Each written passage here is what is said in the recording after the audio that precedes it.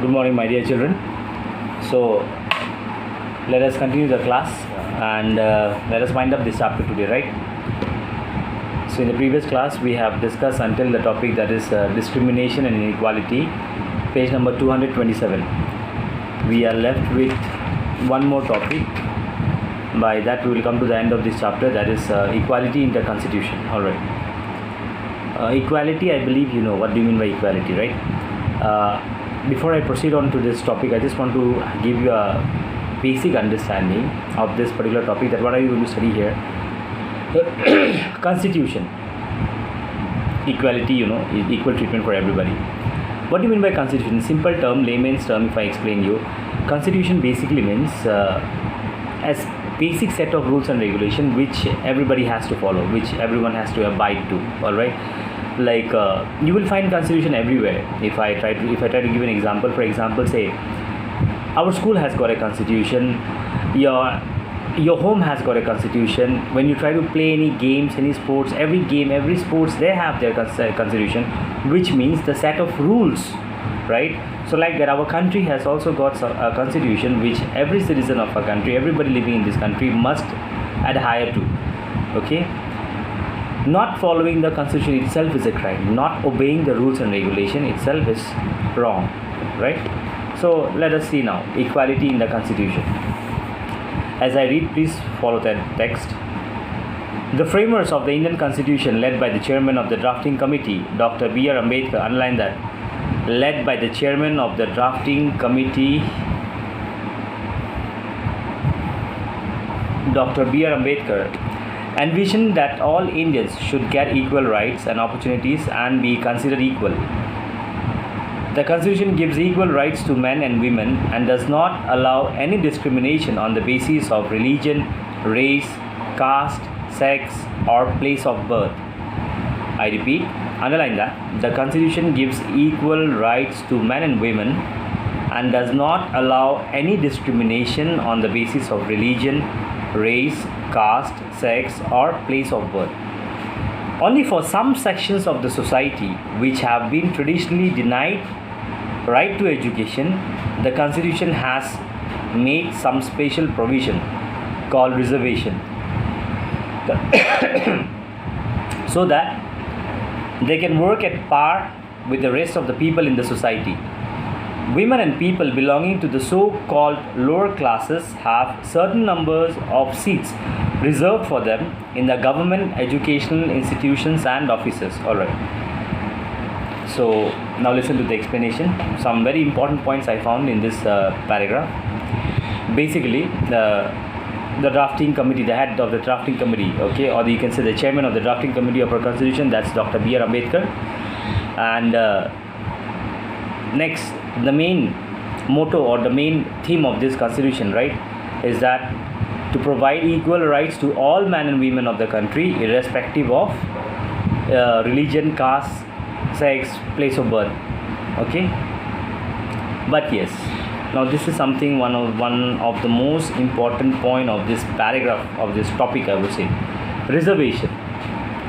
We might have heard about, at times, even in newspapers and all, when there is any advertisement for vacancies and all, or even in some of the colleges, especially government colleges, all the government colleges, government education institution, be it school and be it government jobs, you find there is a, in the advertisement you will see there is a clause where, or kind of a point where it is mentioned reservation, SC, ST, OBC, likewise.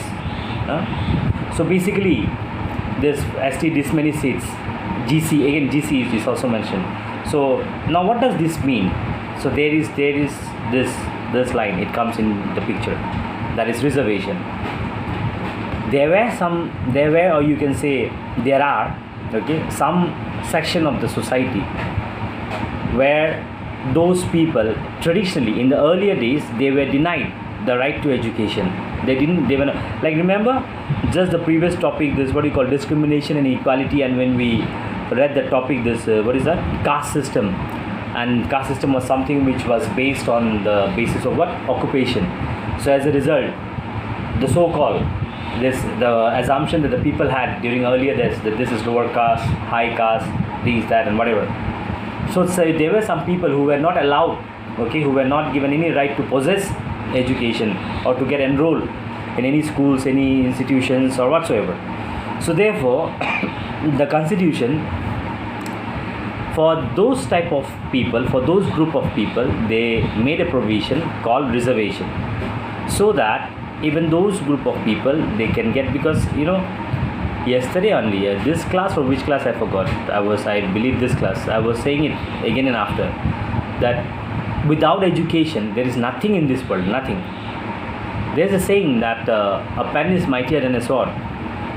Pen, this is a pencil, pen, which basically means the power of education. So that's what, there comes this point, reservation.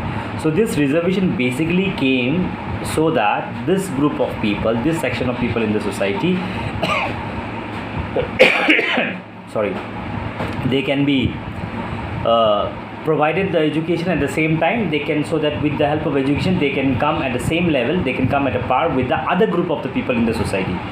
And the so-called women, okay, women and those other people, those who belong to this lower caste, which our society has termed traditionally in the earlier days, but there is nothing called, let me tell you, there is nothing called lower caste, high caste, low class, okay, nothing. Remove these things. If you have that mentality, remove it. We are just, see, there is a circle, that word, traditionally. So we're talking about early days, okay, not the present days. So this, what do you call, where am I? Yeah, the women and people, those who were belonging to this so-called lower class, they had also reserved seats, not only in government institutional, educational institutional, but also in government offices as well. Why? Because they were denied, they were not allowed any jobs and all. Like in this manner, they were not allowed to enroll themselves for any education institution, same way. So that this reservation was given. Now, I'll give you in a simple layman's term. For example, say a person is here, another person is in this level. Now what happened, if I make a kind of this barrier out here, so that I will not allow this person to go above this. Why did I make this barrier? So that this person who is at this level will get some time to come up to this level, so that they can be in the same level. Otherwise, this gap will always remain, because the more he proceeds, even he will, so this gap will always remain. That is where this reservation came. Next para. Moreover, to ensure equality and justice, the Constitution has granted every citizen of India certain basic rights, irrespective of their differences in terms of caste, creed, sex, race and religion, and these are called fundamental rights.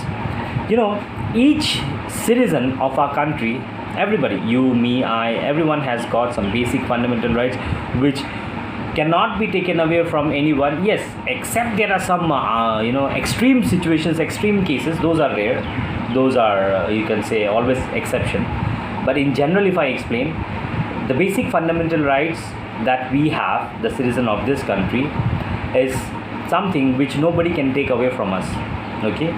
But remember, is it mentioned out here? No, it isn't mentioned, but I would like to add something to this, that like we have fundamental rights, we also have got some basic fundamental duties.